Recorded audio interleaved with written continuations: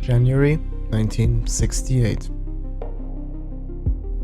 The US Astral Foundation and the Soviet Kaputnik Design Bureau are racing to send Kerbalkind to the Martian moons, while the European-backed Commonwealth Space Commission pursue their own ambitious plan to place crew on the lunar surface. But behind the banners of national pride and government funding, the state-sponsored programs were starting to fall into stagnancy. The private sector had caught up, and it was now looking off-world for its next big investment opportunity. Out here in space, away from politics and congressional bureaucracy, the rules were yet to be written. Competition with other space programs, whether allied or not, would be fierce. Only the most daring and capable venture would emerge from this all-in endeavor with any profit in the bank. Introducing the Frontier AeroSpace Transport Corporation. No longer satisfied with the ever-slowing pace of the Astral Foundation, FAST Corp now seeks to establish a commercial foothold in low Earth orbit and beyond. Consolidating the best of the best that the American aerospace industry has to offer, FAST Corp consists of high-profile military manufacturers and research firms, with a long history of contributing to America's aircraft and missile development programs.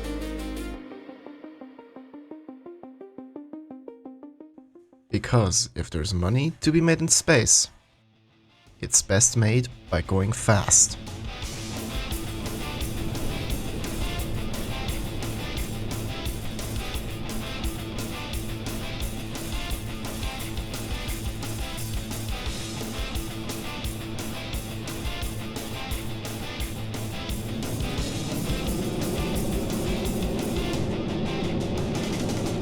This is the US Air Force F-106A Delta Dart, a Mach II capable interceptor built in the late 1950s by General Dynamics Convair Division.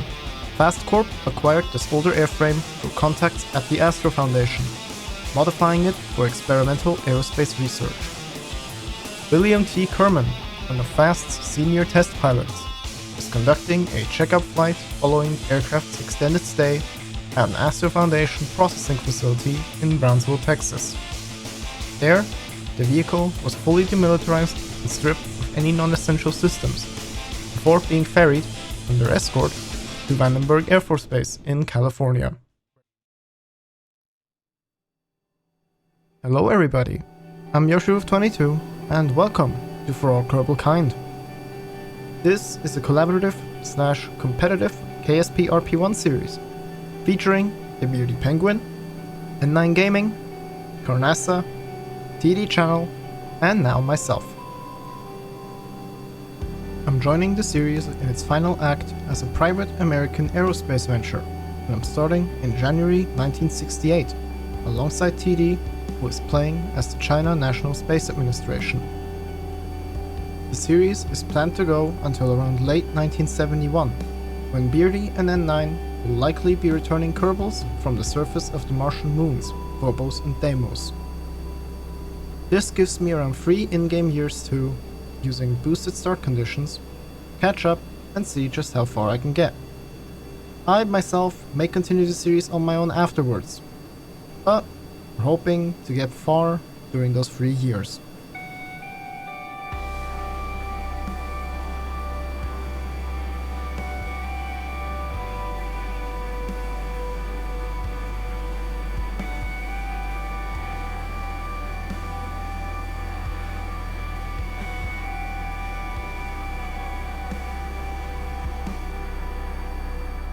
Having just completed the first X-Planes contract with this new F-106 Delta Dart, William is now en route back to Vandenberg Air Force Base, diving below the clouds and, as luck would have it, straight into a thunderstorm. Yeah, I'm not quite sure what my luck will be with this run, but this is already quite a bad sign. Anyhow, we will see where things go, so let's move on to the landing.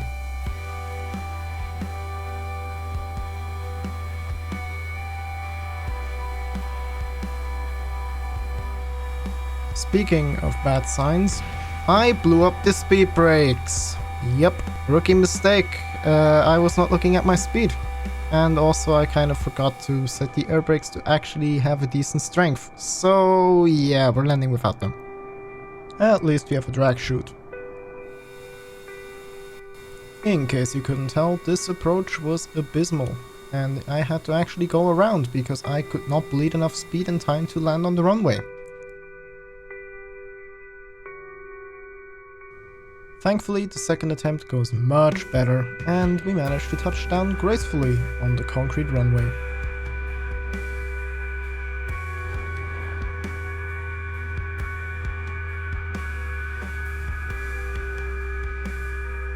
I'm not gonna lie, I was slightly worried that I would overrun the runway, but we managed to slow down in time thanks to our drag chute and the admittedly quite ridiculous brakes on the Kerbal Foundry's wheels. Wait, you thought we were done flying the F-106? Nope, we still got 2 more flights, so let's get right back into it. January 13th, 1968, at a Zulu time that I forgot, but is quite similar to last time.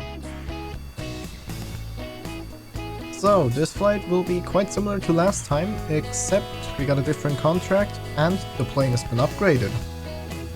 Now, you might ask yourself, okay, what kind of upgrades could you give this thing, other than an upgraded engine maybe? And you'd be entirely correct, we did in fact upgrade the engine. I'll elaborate more on those engine upgrades later, but for now, let's get up to altitude. Our objective this flight is actually quite simple, much like last time. Reach an altitude of 11 kilometers and a speed of around Mach 1.2.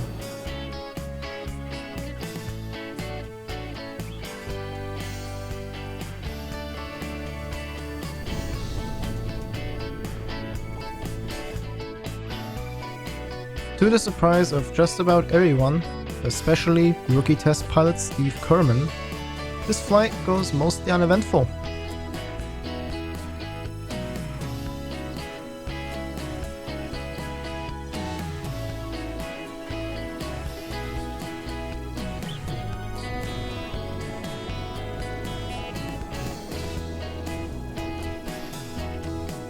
Steve Kerman is on track to land the F-106 back at runway 12.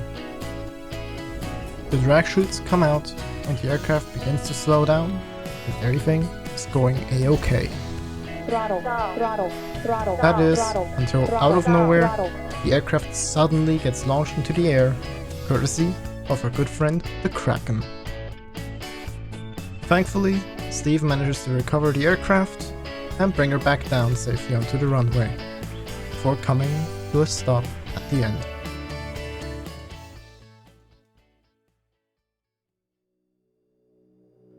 January 22nd, 1968. In the early morning hours, FAST Corp's NF-106A rolls out to the runway. Its engine, having been validated during the previous flight, is now prepared for today's special mission profile. The injector tanks are filled to the brim with water and liquid oxygen, ready to push the airframe far beyond its design limitations. The canopy, now firmly reinforced, is occupied by William T. Kerman once more. He takes off from Vandenberg, ready to commence Project Starshot.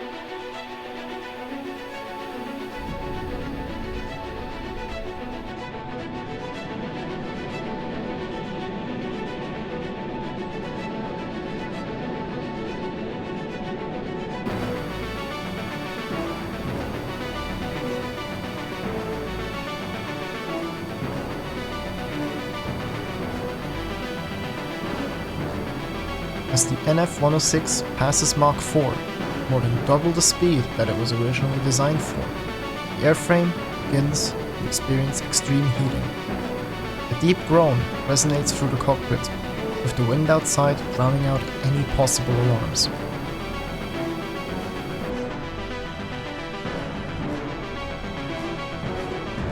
Passing Mach 4.2, William enters a 7G zoom climb, trading his high speed for altitude.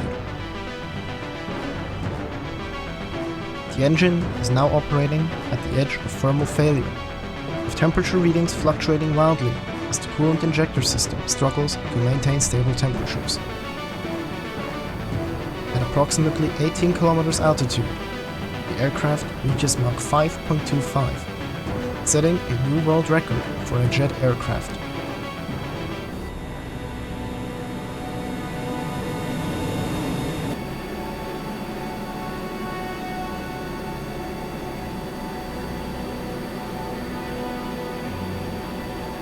He continues to climb until he reaches apoapsis, an incredible 121 kilometers of altitude.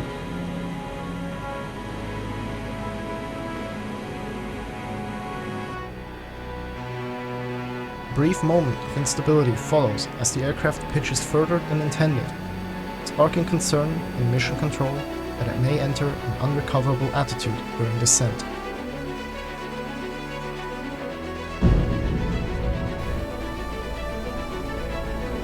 Thankfully, as the aircraft begins to encounter atmosphere once more, William is able to stabilize the attitude before gradually pulling out of the dive and establishing level flight.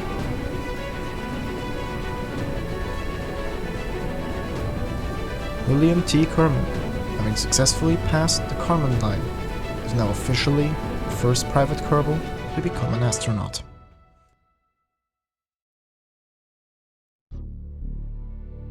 However, his mission is not over just yet. Having burned almost his entire fuel reserve, his return flight becomes the dominant concern.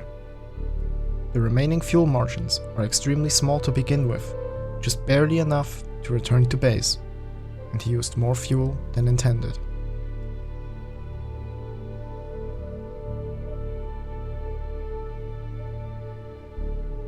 William now conserves his fuel aggressively, gliding with the engine shut down for the majority of its return leg.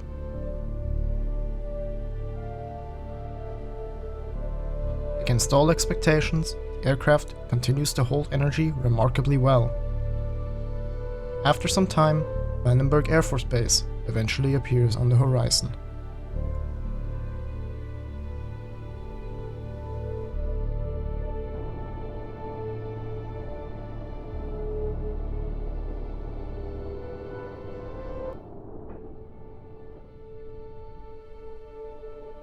The NF-106A touches down on runway 24, just 20 liters of kerosene remaining in the tanks. A post-flight inspection will confirm that the aircraft has suffered major structural fatigue as a result of this flight, and the engine will need to be completely replaced, effectively grounding the aircraft for the considerable future. And with that, I want to thank you all for watching. I've been YoshiWolf22, and I hope to see you in the next episode, where we'll be launching our first actual rockets from a new facility being built in the Pacific. And for those watching this video's premiere as it comes out, keep on watching or click the link in the chat. You'll be redirected to the premiere of TD's first episode as the China National Space Administration, and I hope to see you there.